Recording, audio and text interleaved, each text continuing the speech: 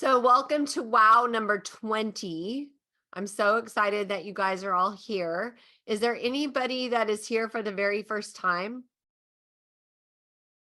Yes? Woohoo, Pamela. And who Linda. else? Linda raised her Linda. hand. Yay. Nice to meet you, ladies. Beautiful to have you here as well. So WoW was started because I have been a health coach for 20 or I don't even know, a long time. I've been in the nutrition field since 2007.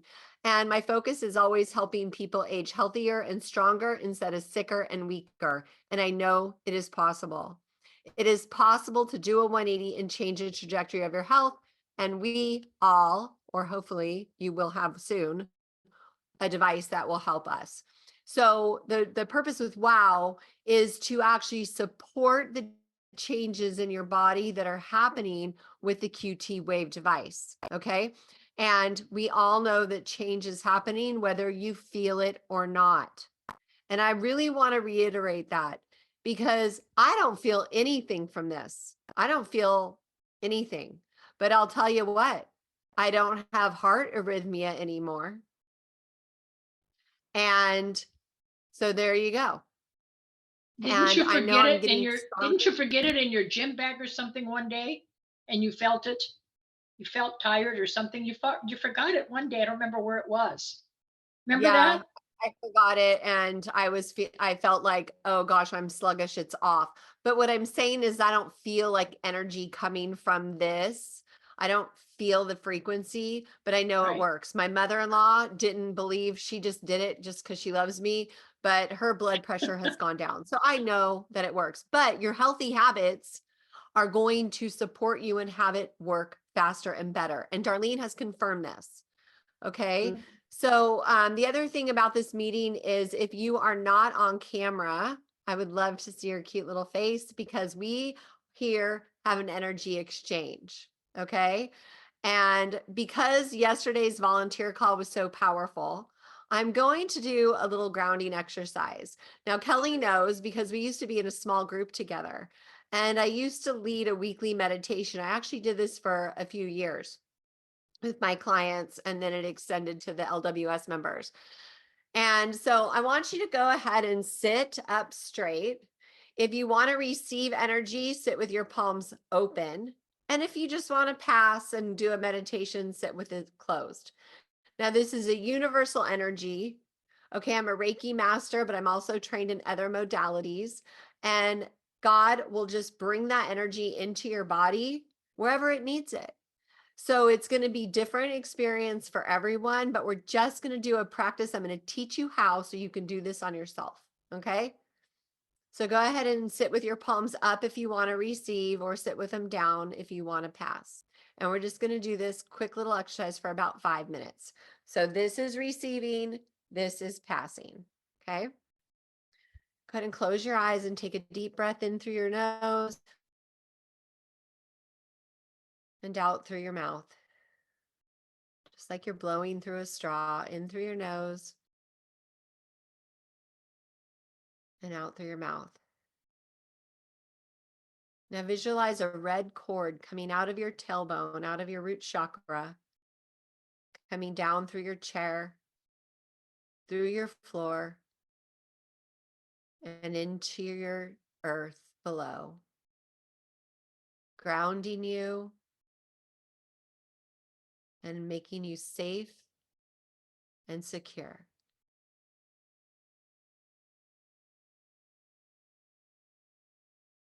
Now feel the etheric energy from the earth coming up that cord, coming into your root chakra at your tailbone. And as it's filling your body, it's pushing up and away any negative energy that's blocking you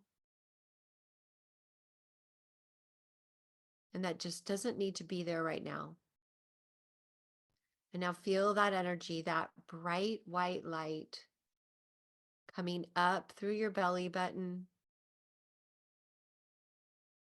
And notice the orange light glowing brighter.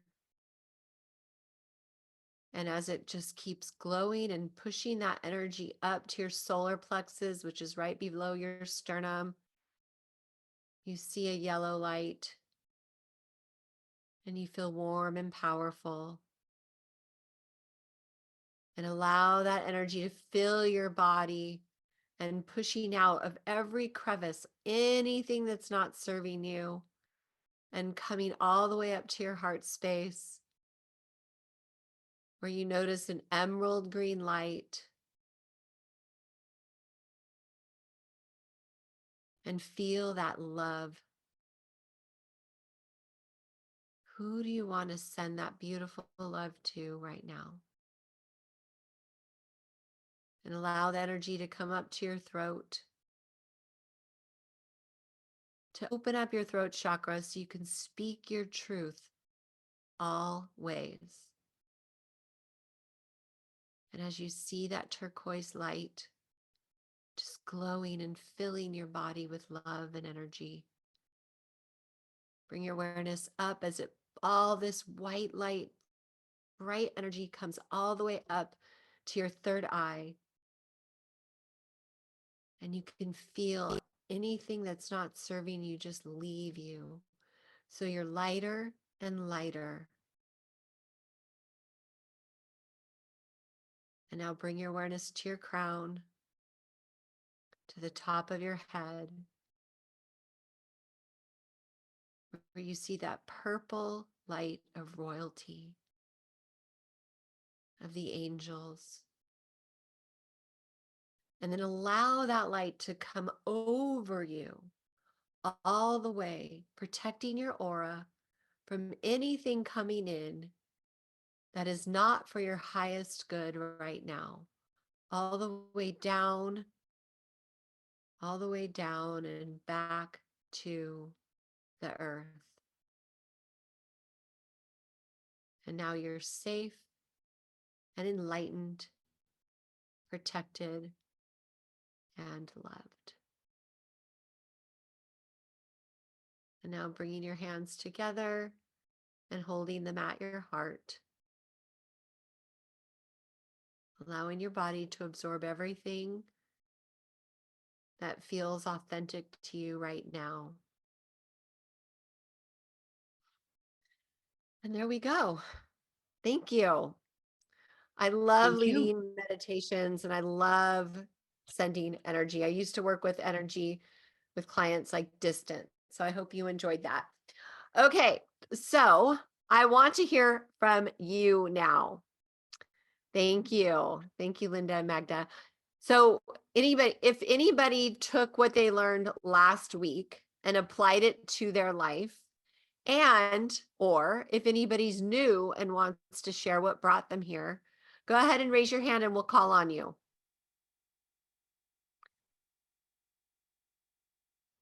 Come on now. We talked about fasting. Did anybody try fasting? Nobody? Come on, you guys, really? Okay, I did. Okay, so the liver cleanse. Next week, you're going to have a hug with the liver cleanse. I fasted from noon on Tuesday till about noon on Wednesday, doing a liver cleanse. Linda, you're on mute, baby. Sorry. I've been doing the 15-hour intermittent fast. I did it for quite a while and then I stopped for a while and they changed all the diet information and all that, trying the new recipes, but I'm back on it again and I really like the 15-hour. Good. Isn't it crazy? Let me ask you if you feel this way. So I feel like when I'm fasting, I'm good. Like I can go without food for quite a while. But once I break my fast, then I'm like, then that hunger signal comes in, even if I don't eat carbs. Like I broke my fast today with some Brussels sprouts, eggs, and half of an avocado. And luckily I didn't feel hungry today, but normally like it just all of a sudden the dam breaks and now all of a sudden Tracy's just ravenous all day. Yep. I feel the same way. And I do a 15, 16-hour fast every day. It's just automatic with my schedule. So I agree. The minute I have something, I want more. Yeah, it spikes your Yeah. blood sugar, and I think it's a hormone Yep. effect as well. It's got to be hormones. Yes. Cheryl, go for it. So this isn't quite related, but a bit, because literally after 12 days, we now have internet back. So it's been a disaster where I am. Uh-oh, I'm sorry. So I haven't been attending anything, but what I did want to share was from like 2 weeks ago that I did Dr. Gloria's red sauce and have really enjoyed it. So thank you. And that's Thank you. really all I Did you have. make a big batch so you could freeze some?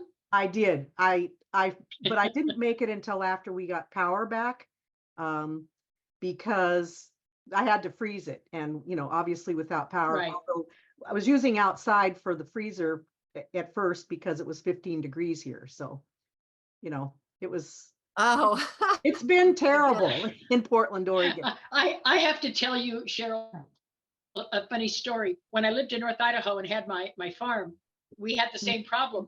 And I decided to put in some sauces in a casserole, I think it was, that had some ground bison in it, in the snow, right by my front porch, because I thought if I just bury it, it'll be fine, because I had just made a big batch. Oh my God.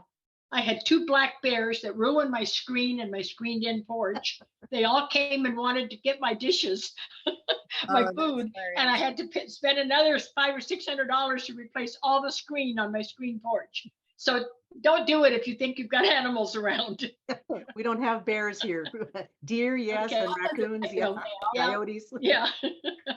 oh, that's funny. Okay. Okay. Okay, Thank you for sharing Raj. that. Thank you, Cheryl.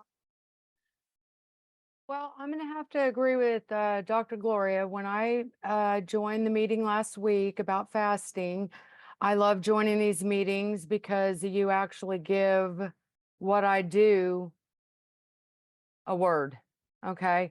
Because I do it every day. I'm not really a big eater. And so like I'll eat my big meal like after I get off the call, and then I won't eat until the next day. So and I don't force myself to eat. I just, whatever my body wants. And I realized that by doing that and using the wave at the same time with what I already was doing, it just, it just like, it sustains me. It just sustains me right here. And I feel better. I feel more clear. But I wanted to participate, and I wanted to, not answer, or, because that's how we all really kind of get to know each other is, when we share. So, that's really all I wanted to say. But I do that. I'm a big believer in fasting. So I just, thank you. Well, thanks, Raj. Thank And I you, want to Raj. give you a word of caution to everyone, actually, is do not undereat. Please, please, please make sure that you at least eat the amount of calories that your BMR equals, okay? Your basal metabolic rate, which a true BMR is based on your body fat percentage, which is not easy to obtain.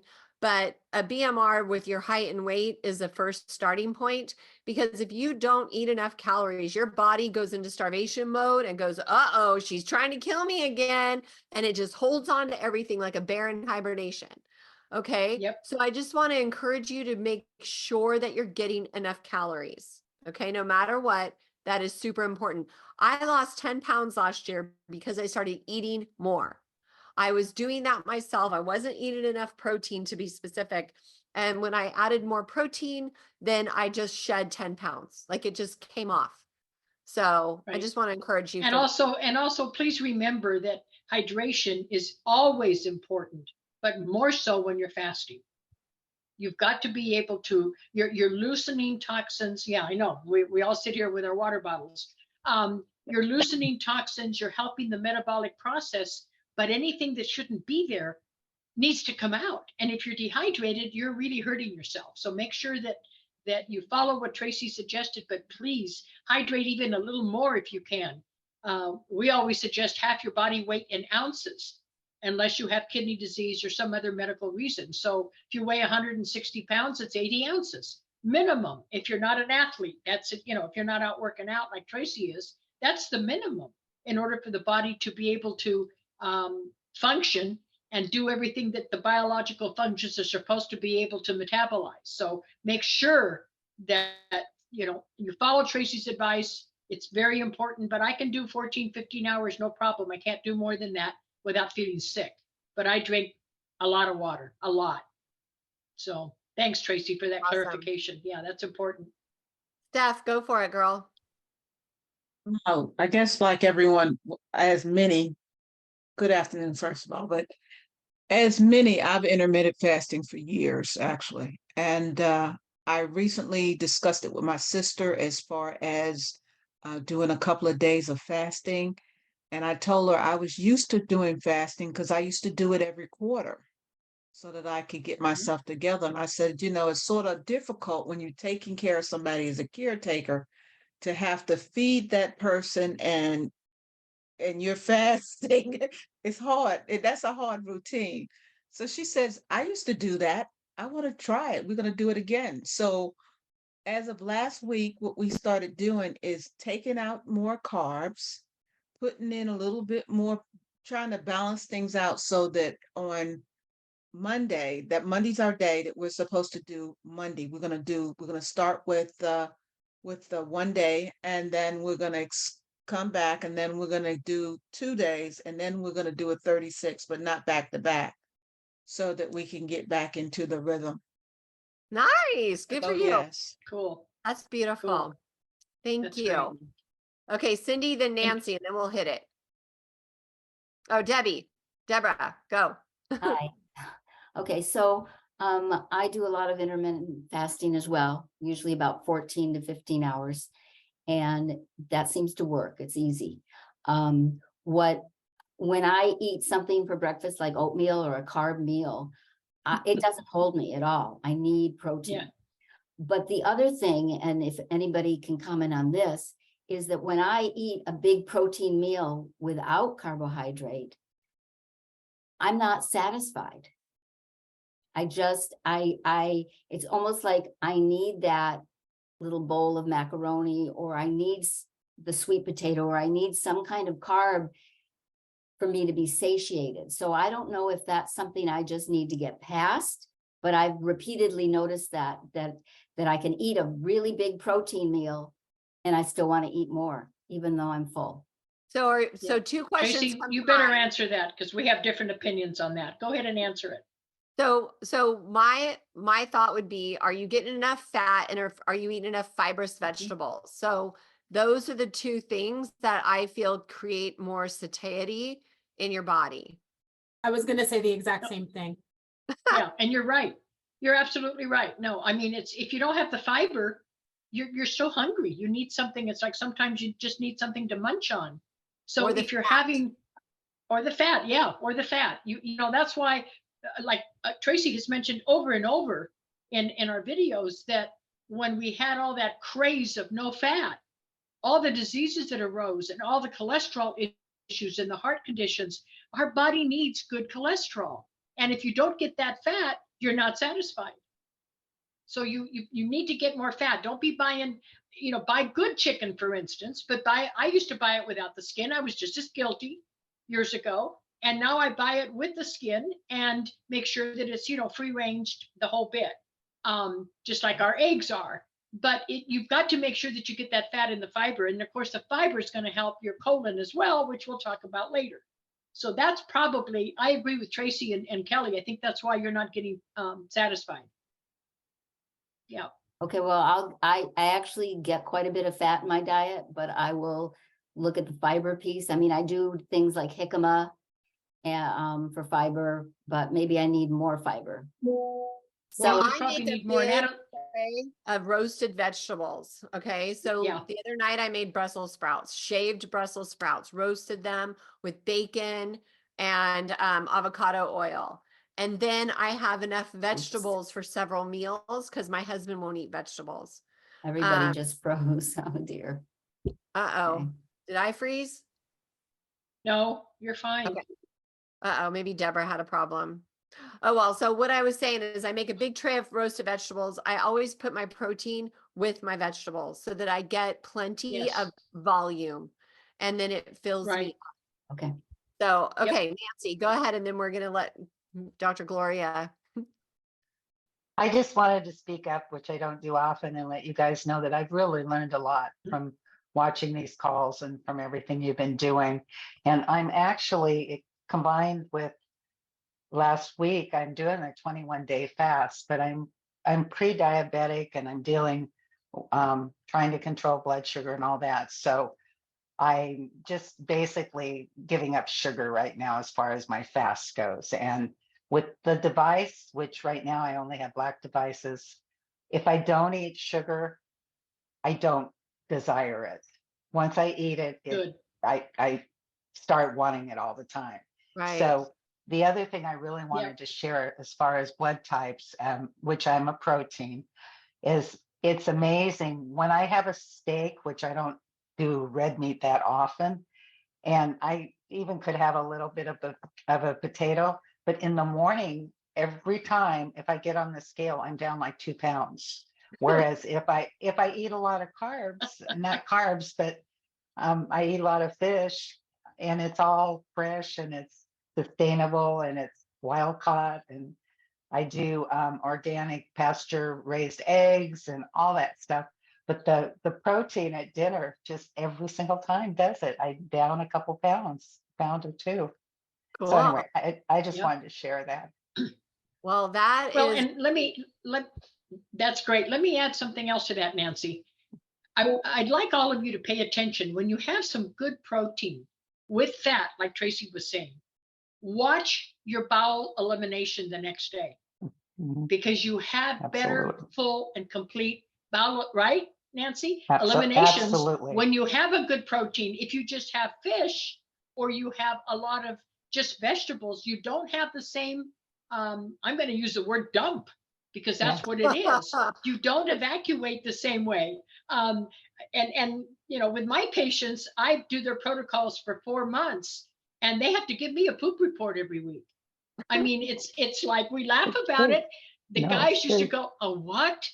And now they go like, they're real excited to tell me, because when they change their diet, the candida gets down and they're eating more protein and more fiber, they're really excited, because they thought 1 bowel movement a day was good, but they didn't realize Yeah. it wasn't what we call full and complete. Am I correct? Are you experiencing that too? You know, you're absolutely correct. I mean, when I do that, I could do 3 or 4. Like the mornings, it's like, but I had a bowel lift not real long ago, so it's been challenging. But It's been a challenge. Well, thank you for Well, I'm sharing that. That's good. yeah, the device has really helped me through that. So the other thing I just Good. want to add is I've started I use your coconut oil from the dollar store. And I've started putting a little bit in, if I don't do coffee real often, but I've started putting it a little bit in my coffee for the good Mhm. oil, and it also cuts down the acidity from what I understand. Right. And Right. And Tracy, you do MCT, don't you? Yeah, I do MCT oil, which is part of coconut oil. But that's good. I've been Right. doing So that since yes. before I went keto. Yeah, that's really good, Nancy. Keep that up, because remember that coconut oil is anti-inflammatory, antifungal, and antibacterial. So you're doing your body a lot of good by putting even a little bit of coconut oil, and you're not cooking it. It reacts differently in the body. It's not bad for us. It's good cooking oil, but it's different when you're putting it in like you and Tracy are. I don't do that in my coffee. I'm a real coffee snob, and I don't want coconut oil in it, but I use coconut cream. I So, do too. yes, that's great. You too. Okay. Well, Thank I'll you. tell you, they've done studies with sumo wrestlers and cows, giving them coconut oil, trying to fatten them up, and they got skinnier. So there's something to that. Really? Yeah. That Oh, I yeah. hadn't heard. Yeah, Wow. That's that's great. true. Well, awesome. Okay, Yeah. well, thank you everyone who shared. I so appreciate hearing your beautiful voices and you sharing the frequency of that. I want this to be a community where we help each other. And so that's why I always ask Mhm. you if you are ready to share your gifts as well. But today, Dr. Gloria is going to talk about biodiversity in the gut. And so, Dr. Gloria, what made you decide Start. with that topic today? Well, because so many of us are talking about, and again, like Tracy says, we're all wanting to learn from each other. I learn as much from all of you as you learn from us. But most people don't understand when they talk about their colon or their digestive system or their elimination system. They don't understand that we have to be biodiverse. And that means that it's essential. It's not just optional. If we're not biodiversity in our gut, we're not supporting all of the life in us, on the earth. I mean, think about the soil. The farmers have to put in soil-based organisms. They have to put in minerals, assuming they're not using all of the toxic stuff. And I had a farm, and I had to pay people. I didn't know anything about farming when I first got the farm. And it was an organic farm. So I had to learn from the people, from the old time farmers and from the extension office. What do I put in my soil in order to help it be diverse, so that we have a mixture of everything that the plants need to stay organic and to be the healthiest and the most nutrient dense that they could be. So But there's a lot of confusion. what do you mean by biodiversity when it comes to the Okay. gut? 'Cause to me, it means everybody's different. Is that what it means? Right, you're right, right. No, biodiversity, and I've got the actual definition here. The biodiversity in the gut is the small and large intestine. And there's two ways to look at it, okay? There's two concepts. One is the richness. In other words, it's the total number of the bacterial species in what we call now the microbiome. Don't let those fancy words get to you. That's just the intestinal ecology. That's your intestinal garden, okay? Think of the garden again in a farm. So the richness is the total number of bacterial species. So let me give you an example before I go on to the diversity part. The richness is, for instance, when people have autoimmune diseases, when people have, or they're trying to avoid some kind of a virus, or they have cancer, God forbid, and they need a high potency. If you go down and you get a over-the-counter probiotic, remember, pro is for life, okay? That's why antibiotic is against life. So you go and you get something and you think, I'm getting the best quality, but you don't understand that the richness is how many microbes that are health enhancing are in that formula. So if you go get one that says it's 30 billion microorganisms and it's freeze-dried, they're not alive. They're not live organisms. They have to be refrigerated to be live organisms. I don't care what the sales pitches tell you. Do your research. It's extremely important. So when people have, I got food poisoning on Christmas Day. That's what I get for eating out. I don't usually eat out. And I got food poisoning, and I'm sure it was the lettuce, because that's when they started having all the E. coli stuff. And so what I took was 100 billion organisms in one capsule. 100 billion. That is the richness of the bacterial species, okay? Then there's the diversity, which is the amount of individual bacteria of each one. So that you don't usually see because it's hard to understand on the bottles. You know, there's 10 billion of this species and half of the words you can't even pronounce. So, but the diversity is how many types. It's like we're all diverse here. Look at all the ethnic origins we have. Look at all the different lifestyles, the different climates. That's diversity. And that's what we need in our gut. We need to have the good guys be strong enough to overrun the bad guys. So let me give you an example. When we're born, we are born usually, unless there's something in a serious condition in our mother's body, you come through the birth canal, you get the good bacteria. And that continues to multiply as long as you continue to feed it. Meaning, I love Tracy's hug today, and thank you for that. I never know what you're going to put on there, because she was talking about fermented foods and what feeds the good bacteria in the body. And if you're living a healthy lifestyle, that bacteria will continue to reproduce. And unless you end up with like E. coli or food poisoning of some type, then that usually is okay until we get to be older. And older means you're eating more, you're traveling more, you're more diversified in what you're choosing to eat. And that's when that bacteria starts coming down in the count, okay, in the richness and diversity. So if you take an antibiotic, you've killed all the good bacteria. Now you have to replace it. And doctors don't tell you that. They're not trained to tell you, except the medical doctors I've worked with and the integrative medical doctors. They are now starting to do that more so. A dentist is no different. And I think I've talked about this, Tracy, to you a little bit, maybe it wasn't you, about the dental industry. They don't tell you take a probiotic when they give you an antibiotic because you might have a heart condition and you're on heart medication, or they're doing a deep scaling and they're going to let all of those body fluids and all that bacteria go into your body. They don't tell you to do that. When I teach in the dental schools out of the US, which I've done in 7 different countries, first thing the dentists say is take a back, they even sometimes give it to you or they sell it to you right in the dental office. Why? Because you need the diversity.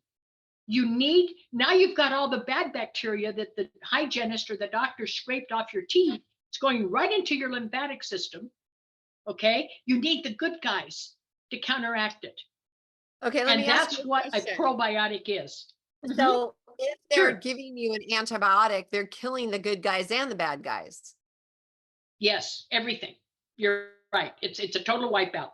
So So when you what's the add a point? probiotic, When you add a probiotic, if you're still taking the antibiotic, doesn't it just go ahead and kill? no, you don't take you don't take a probiotic while you're on an antibiotic. You take it instead. But there's one, and I can give you the name. I have no affiliation with it, that you could only get in Europe, that all the dentists use, and South America as well. And that does not get killed by the antibiotic. Okay. And that one, and I just went blank. Can you believe it? I'll tell you in a minute. There is one that you can get over the Flora store, FLORA, S like in Sam, TOR, Flora store. Okay, no E at the end, just an R, Flora store. Now, when I was in Europe and in South America, you had to get it there. I used to feel like a drug dealer, bringing it back in my suitcase. But it's the only probiotic that is not killed by the antibiotics that they give you for oral health. I don't know about other very strong broad spectrum, but if you're having any dental work done and you have to have an antibiotic, use Flora store. It is Saccharomyces boulardii. Kelly will know this, I'm sure. She's our genius in-house, yes. Nurse. And I loved Kelly's knowledge because she's not a typical nurse. She does so much research that she can usually validate or unvalidate whatever is being said in that. But Saccharomyces boulardii, which is a long name that you don't have to really remember, is the only species that isn't killed by antibiotics with oral antibiotics, whatever they give you for dentistry. Okay, now if you're in the hospital and you get an IV of antibiotics and all of that, I can't speak to that. I haven't done the research on that. But I know that in dentistry, you don't have to be concerned about that. As soon as you know you have to take an antibiotic or you have to take one before you go in, which many dentists make you do if you have a heart condition, then get the Flora store. You can buy it. I've even seen it at Walmart in the pharmacy. So you can buy it over the counter just about everywhere now, which is great because you couldn't for many years. Okay. So the important part is that you have to have, people say, well, I'll give you another quick example. I was lecturing at a group of medical doctors, gerontologists, specialists in aging in Vancouver, BC many years ago. And they didn't have any naturopaths ever. It was a medical doctor who invited me to be a guest speaker. And I was like, oh my God, and they're all going to be MDs. You get a little threatened of what are they going to ask? What are they going to chew me up for? And I said, you have to have the good and the bad bacteria.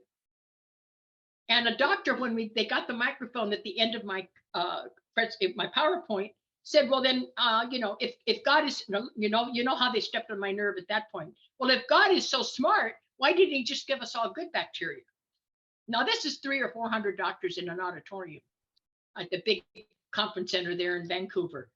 And you could just see my face getting red because just the question was ugly. And I said, well, just think about it. And I got a standing ovation. I said, just think about it. If our soldiers are trained And we give them the best ammunition and the best equipment and the best, rifles, everything that they need in order to fight for us when we need them to fight. And then 10 years go by, or 15 years, there's no training, there's no exercises, there's nothing. Do you think they're going to have the same capacity to fight as they did? Plus they're older. That's what happens with our microbiome. It gets older, it's got to continue to reproduce because the old bacteria is not, pardon? Sorry, go ahead, finish your sentence and I have a question. They're not going to continue to reproduce at the same speed that they did when they were a younger bacteria. Yeah, go ahead, Tracy. Okay, so Floristore. Now, is that to Yes. take only if you have a dental issue and need to go in and you take it with the dental antibiotic, or is that something that's good to take in rotation with your regular probiotics? No, that's what I just mentioned. It's the only thing I've done research on for 20 some years is the antibiotics we use in dentistry. Right, but that's not my So question. I don't know. My question is Well, it if you're going to take, you shouldn't take it. Is it what? is it helpful to just take in rotation with your regular antibiotics? No. No, Okay. I don't think so, because Saccharomyces boulardii is usually a little bit of it in those complex, the 100 billion microorganisms in a capsule, for instance, or 60 billion. There's usually a little bit in there, but it's not pure Saccharomyces boulardii. So no, that's a good question, but no, don't take it proactively, only when there's something to do. I have a patient this morning that said, she's 68 years old, has to have all 4 wisdom teeth taken out by an oral surgeon. And they told her she'd be out of commission 5 to 6 weeks because they're all growing sideways. So they have to cut the gum. I know, I've been through that. And so she said, what do I do? I said, you better darn well get the Floristore, because you're going to have to take antibiotics. In that case, it would be too dangerous at her age, and she's got some other issues, to not take an antibiotic. So instead of compromising her health and not taking it, just take the Floristore. Even if you go get your teeth, and Tracy, here's something else. If you go get your teeth cleaned, I was a hygienist, and they're still using the old scraping technique, which I've talked about on WoW calls. Instead of using the laser cleaning, you're getting all that bacteria into your lymphatic system. So take a probiotic, and if you can get Floristore, take it. Even though you're not taking an antibiotic, go ahead and take it, because we know that strain works good for anything coming from the mouth, from the oral cavity. Okay? Cool. Okay. Okay, so I want to comment on your WoW hug too when we get to that right now, because you said something very important. I don't think I didn't know you were going to say it, and I think it's very important that I endorse that. You said something about the feel-good hormones, right? You were talking about serotonin and all of that. Did you know that, I'm asking all of them, I'm sure you know, did you know that the largest production of serotonin, 90% of it is produced in your gut? It's not produced in the brain or in the hypothalamus. No, it's 90% of it is produced in the body's gut. Okay, that's your happy hormone, your feel-good hormone. So if you don't take care of your intestinal ecology, of your biodiversity, by giving all those different probiotics, and don't ever take the same probiotic all the time. For instance, and I'm going to use my patients as an example because I've had them for over 40 years. They do what we call go up and down the ladder. If they're very ill when I start working with them, we start them on the 100 billion. Then, and you can look in your health food stores, it won't be a professional brand, but it's still 100 billion, it's still diverse. Then you can go down to whatever the next lowest is, maybe 90 billion, depending on the company and the health food store. Don't order them from Amazon and have them delivered if they're not refrigerated. Get them locally. Then you go to 70 or 60 billion. As an adult, I would not recommend going below 60 billion in one dose, which is one capsule. That's all it is. And then when you get down to the 60 billion, because every bottle is a 30-day supply, that's a standard barometer. Then start going up the ladder again. So you go to 70 or 80, whatever you can find. Don't panic if you can't find the very next one. Just keep alternating. Why? Because of biodiversity. Because you need to keep those bad guys on alert. They don't know what you're going to give them next. What kind of good soldiers are you going to give me in my gut? So in order to keep them on alert and to keep the good guys on alert, you've got to keep tricking them. And I've seen this under microscopy, under a microscope, where, you know, the bacteria is introduced, the bad bacteria and the good bacteria and the probiotic. And it's amazing because they go at it, you know, like little Pac-Man. That's what they look like under a microscope. So go up and down the ladder. That gives you the biodiversity that we need.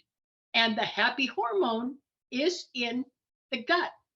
So when I worked as an associate with Dr. Russell in Washington State, right after I closed my clinics, I was there till I went to Ecuador.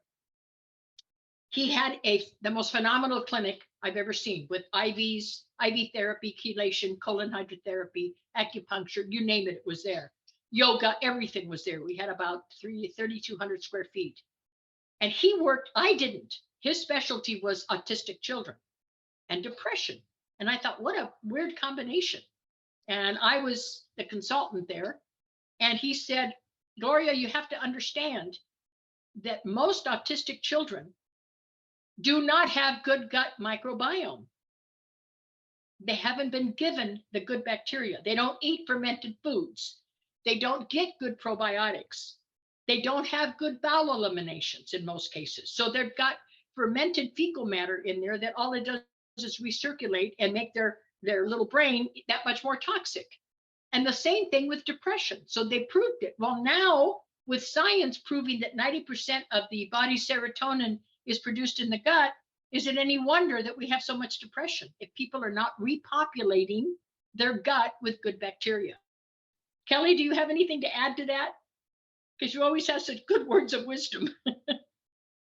No, I agree totally. You know, if you don't have the right gut bacteria, you can't make the proper enzymes to actually, you know, digest your food and to produce the hormones Right. that we also produce, the hormones for satiety. Like I was talking about last week, if you don't have, you know, the fiber in your stomach to ferment, to make propionate and butyrate, you can't then make PYY and GLP-1 as effectively. And those two hormones specifically help to reduce satiety, you know, so Right. it's, you know, you need those bacteria, the good bacteria, to do all of that for you. Right. And so if you're suffering from like small intestinal bacterial overgrowth, which is, you know, the crowding out of the good stuff and the takeover of the bad stuff, you're not going to be able to make those things, and you're not going to feel good. You're not going to be having good bowel movements, and you're setting yourself up for colon cancer, to be honest,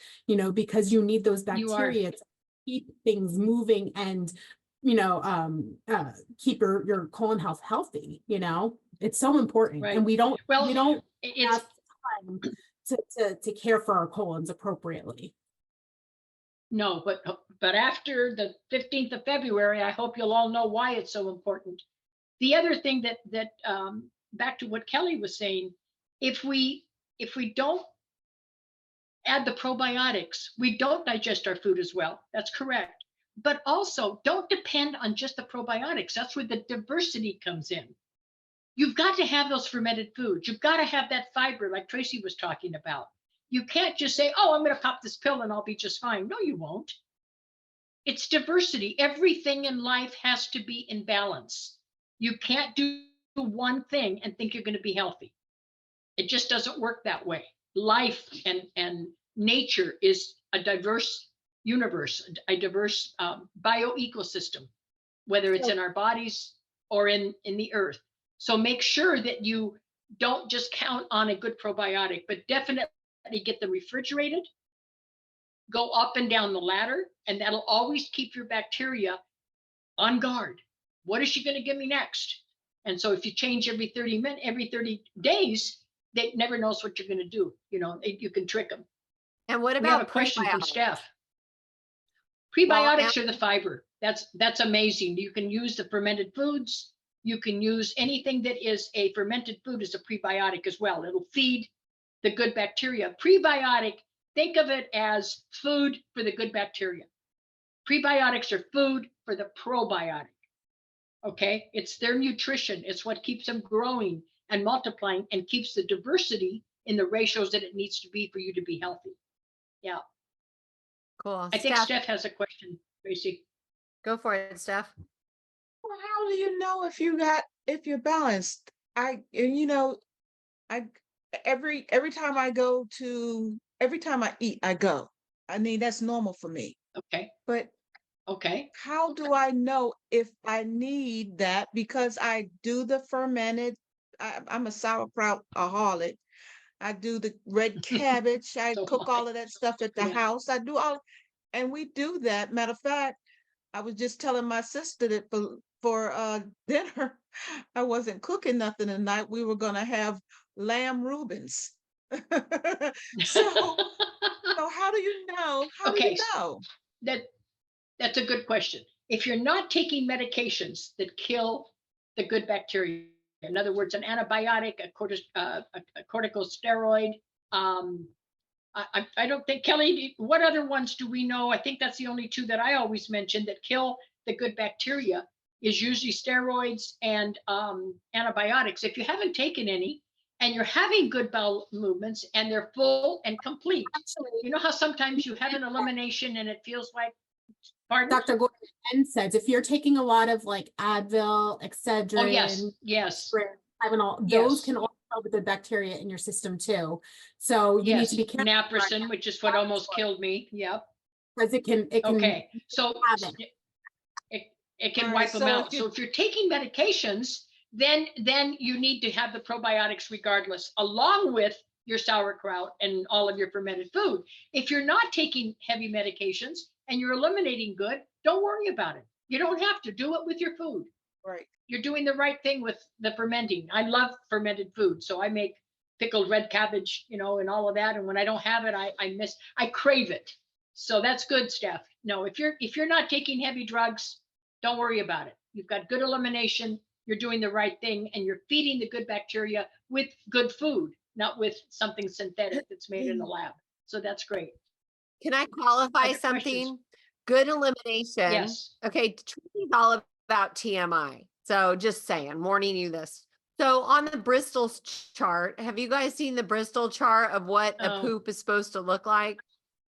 So Yeah, a do you know good how old that chart elimination, a is? good bowel movement should look like a large fluffy snake, an anaconda. So good elimination is not, you know, little like balls or runs.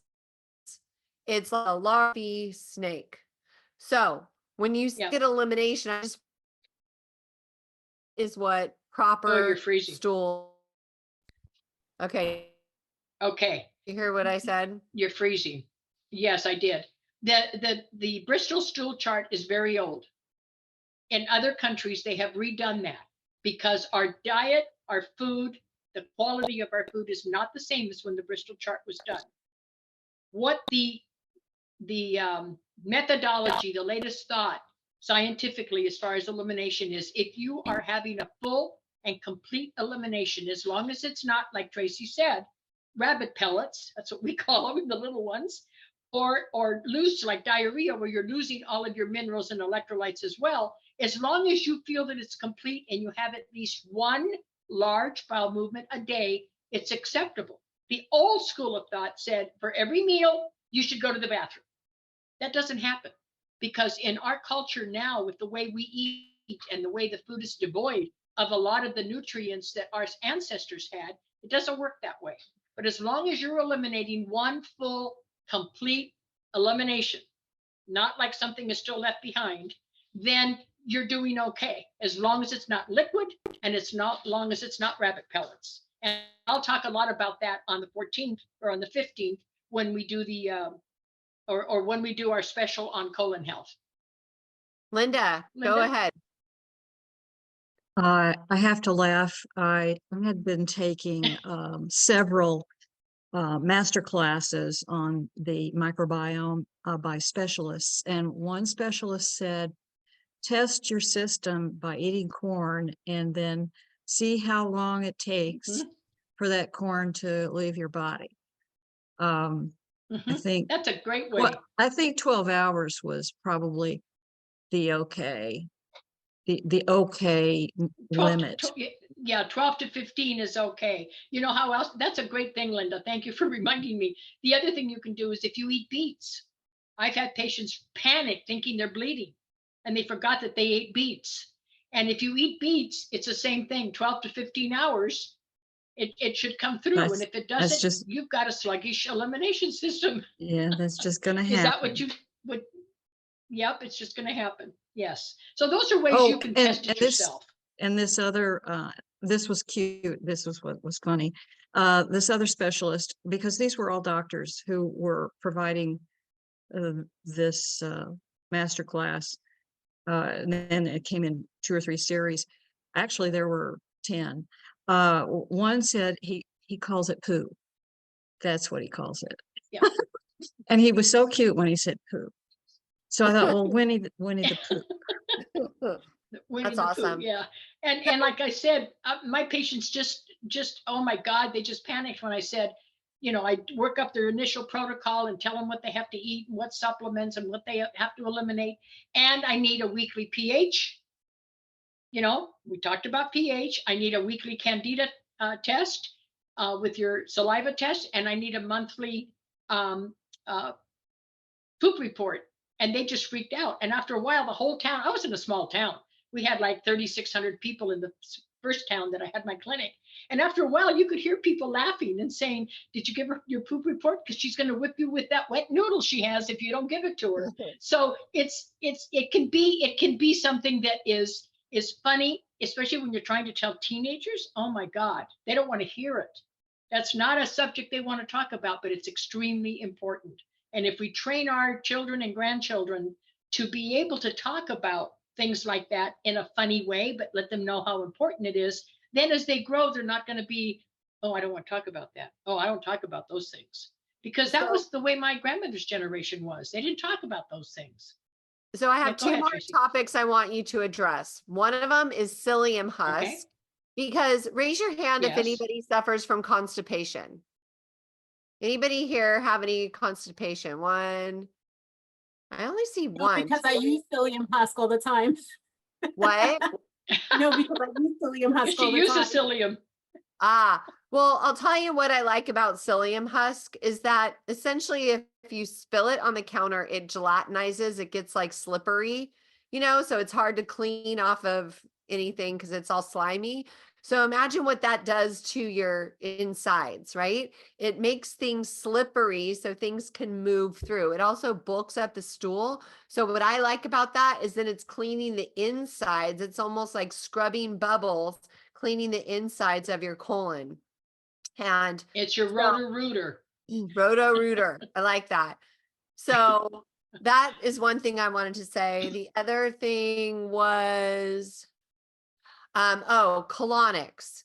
So Dr. Gloria is going to cover this big time on the 15th, but she was going to touch on it today. Okay, so in 1992, I fell. I'm going to say it very quickly here. Coming out of a building, fractured my left foot 30 some places because as I fell, I put my hands forward to break my fall. My foot turned under, so I fractured the whole top of the foot, developed blood clots in the calf, and it went to pulmonary embolism. That's the short version. I almost died. And what happened was after 7 days in ICU and 3 more days in the hospital, the pain was so excruciating that they gave me naproxen. And I said, I don't take drugs like that.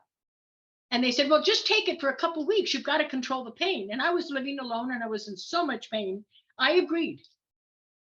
Within 2 weeks, no, it was a day before the 2 weeks, my throat started closing.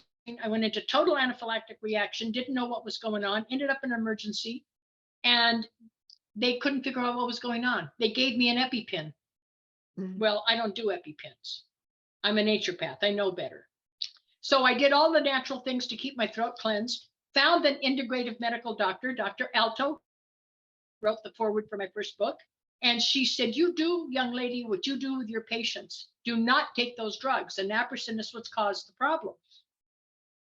And I was close to the Canadian border. And the only place I could go for somebody to do live blood cell analysis, if any of you have had that done, where they take your blood and they put it under a microscope so you can see everything, The lady just about freaked out. I had leaky gut. In other words, it had literally ruined the lining of my intestines to where all of the stuff was going into my bloodstream. And then my liver was swollen beyond my right breast. My liver was shutting down. So colon therapy is the only thing, because I used to send my patients to colon therapy all the time that were sick with fibromyalgia. That was my specialty, that and environmental illness. And the only way we could get the mold out or the toxins in the soft and connective tissue was to have them start with colon therapy. Fortunately, we had two very good therapists within 40 miles from where I was. So I started that, and I had to go 3 times a week, several months, because every time my throat would start closing, my receptionist would run me to, we had an arrangement. She had two colon machine rooms, and they always had one for emergencies. And we would just call and say, we're bringing Dr. Gloria, her throat's closing. That's how scary it was. And it was 40 miles to get there. You can imagine I'm, can't breathe, can't swallow. Colon therapy saved my life, which is how I ended up writing the first book, which the doctor that helped me, the MD, wrote the foreword. And that's how I eventually became the keynote speaker for all of the fibromyalgia and environmental illness societies because of my success in reversing the disorder. And in August of the following year, before I recovered, Dr. Alto told the people in my clinic, call her sons, she won't live till Christmas. My liver was swollen like an inflatable balloon under my right breast. And she said, there's no way she can make it. She's so toxic, the liver's going to shut down. When they did a liver function test, it was at about 17 to 20% function is all. But what we must remember that the only organ in the body that can completely regenerate itself is the liver. If you have a small piece about the size, Dr. Alto said, if it was a piece about the size of a silver dollar, that is still healthy, the whole liver will regenerate. And if I have liver function test done today, it's about 98 to 99% function. But I did the colon hydrotherapy professionally. Enemas did not work for me because I had almost ripped off my right arm in falling. So I didn't have the dexterity to do a good enema at home. Enemas are good, but you have to know how to do them and you have to hold them long enough. And whether that's with coffee or without coffee, it's another whole school of thought. Coffee's immaculate for that, but you have to know how to do it. And it's very hard to do a good enema on yourself. So that's the story of how colon hydrotherapy saved my life. And that's why I eventually was nominated and elected as the president of the International Colon Health Association. There is a national board and an international, and because I'm bilingual, and because we had to meet all FDA standards in all clinics in the United States, our job was to make sure that all of those colon hydrotherapists met all the regulations in the states that the FDA requires. So that's why I was in charge of that versus being on the national board, which really just deals with individual colon therapists. So there's my story. So that's why I'm so proactive about keeping your colon clean and colon hydrotherapy and finding the right person. And there's different systems. I'll talk about that. People will say, what do you recommend? Which system is the best? When I was on the board, I couldn't say that. It was a conflict of interest, but I can say it now. I'm not on their board. So I can tell you my experience between the two types of machines. And it doesn't mean that I believe one is better than the other. I can just tell you which one worked better for me. So that's what Tracy and I are going to do on a special so that you can all have that as a reference. Kelly's going like this. So, yeah, colon therapy saved my life. That's the 15. Wait, you're not showing the colon therapy itself, right? No. No, I no. understood what you just said. I was like, wait, what? No. No. She's And gonna I talk have a about- PowerPoint that I could Wow. show you that I used to teach with, but no. No, we're going to talk about I taught it at we'll talk about it, yeah. Dr. We're gonna do Gloria, a special though, right? question. Magda wants to know, should all probiotics be refrigerated? Yes.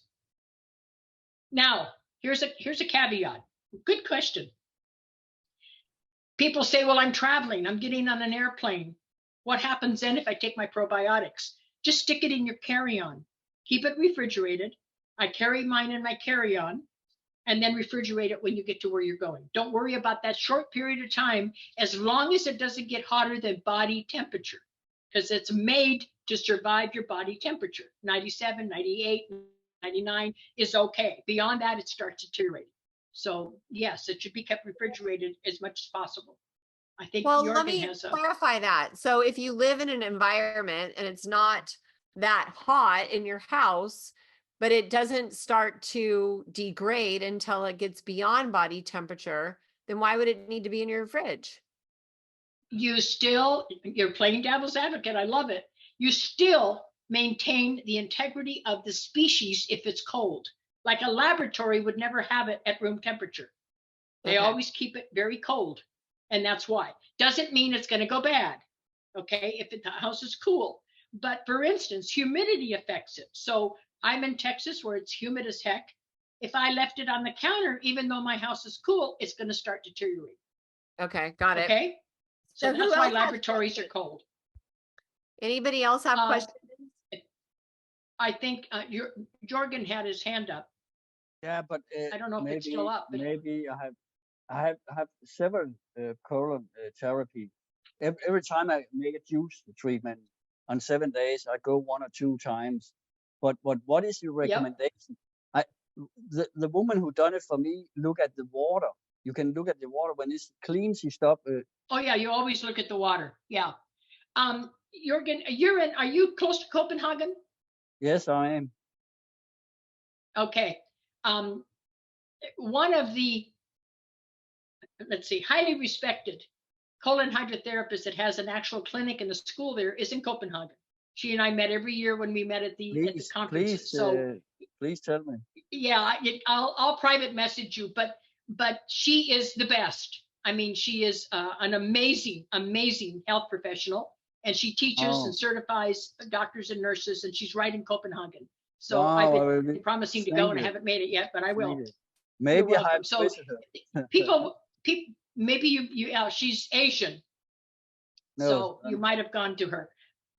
The other thing people say is, how often should I have them? That is so individual. I had to go 3 times a week because even though I was having bowel movements, remember, I wasn't constipated. My throat would close. When the liver, this is the way I explain it. When the toxins are being dumped into the liver faster than the liver's ability to neutralize them, my throat would close because that's toxic overload. And so I had to go 3 times a week. When I started getting better and better and better, I went twice a week, then once a week, then every 2 weeks. And then my maintenance was once every 6 weeks. That worked for me. A lot of my patients don't go, but like Jorgen was saying, they do their detox or juice fast with the seasons. So they go 4 times a year. And they may go 2 or 3 times in a series, 3 or 4 times a year, but they don't go every month, for instance. People that are very ill, that have to take a lot of medications, go even once a month. They just buy a series from the colon therapist, and it literally saves lives. I don't know how many of you knew about Dr. Gonzalez, who was in New York, upstate New York. He's passed now. He was the one that became famous worldwide because Nicholas Gonzalez was the only MD that believed that colon therapy and coffee enemas or coffee in the colon machine at the end, after they cleaned out what they can, would stimulate the colon to be able to release anything else and help the pancreas to deal with all of the toxins that are being recirculated. And he would actually give the protocols just like the Gershon Clinic does in order to clean out the body. And what happened as a side effect was he was a specialist in pancreatic cancer and all his patients survived. And guess what? After he became very well known, was on all the TV shows and all that, he suddenly dies. Need I say any more? So Dr. Gonzalez was a fabulous, fabulous individual who brought to humanity the awareness of how important colon therapy is and coffee enemas. And yes, they used to say you had to buy a special kind of coffee. It's a green coffee. It's not always available now because FDA took it off the market for a while. But I will talk about that. What kind of organic coffee is the best to use if you're going to do an enema? So I will talk about that when Tracy and I do the special. Okay, Jorgen, come on. Normally, Can you when I get the last treatment, this lady inject probiotic directly in the colon. Do you recommend that? Yes. Yes, if you've had a series. In other words, if you've had 2 or 3 colonics close by, and your water is clean, all the fecal matter that's old has come out, you can see it coming through the tube, then yes, a good colon therapist will inject a probiotic. In the United States, it's illegal to now. The FDA will not allow them. They used to be able to. I was the one that had to enforce that. They also used to do coffee, and now legally they can't. There's still some being done, but it's being done in different ways because they can't legally do it. In all of the other countries, and especially where Jürgen is, oh my God. I mean, they are so proactive in all of those countries, especially in Germany, on colon therapy. That's where most of our international audience was, and therapists. So yes, probiotics is a good thing, but not if you haven't gone for 6 months or a year or your first time, and then they try to put probiotics in at the end. You need to make sure that plumbing is cleared, okay? That everything is rotor-rooted out, and then you put in the good bacteria. You don't want good bacteria in with bad stuff. That makes sense, okay? Thank you. Let me tell you Okay. something else I learned about probiotics. So I had a guy, I don't know if you guys have heard of Udo's Choice Oil. He makes like a blended Oh oil. yeah, of course. I had Udo on my podcast, and he says a really good way to do probiotics is after you brush your teeth before bed, you just kind of open up the capsules and spread them around inside your mouth and then go to bed. And then that way they will work magic inside of your mouth. What do you think about that, Gloria? It is one of the most effective things that we used in dentistry. Because when people have gingivitis, gum disease of any kind, or any kind of infection of any kind in the mouth, that's the way we tell them to open it up, because it does go in sublingually. So instead of going into your stomach like a capsule would, for instance, it's going right into the lymphatic system. It's going right into the bloodstream. So you're getting a lot of benefit for it. I have found, though, that, and Dr. Udo I knew very well, I use his 369 oil, his oil blend. But when you do it all the time, some people start getting little sores in their mouth because it's pretty potent depending on what you're, how often you're doing it. So there's nothing wrong with doing that, Tracy, if you have some kind of a gum infection, especially. Swish it around, spit it between your teeth and swish it around and then just swallow it. And that will help because it'll repopulate the good bacteria to fight those bad guys.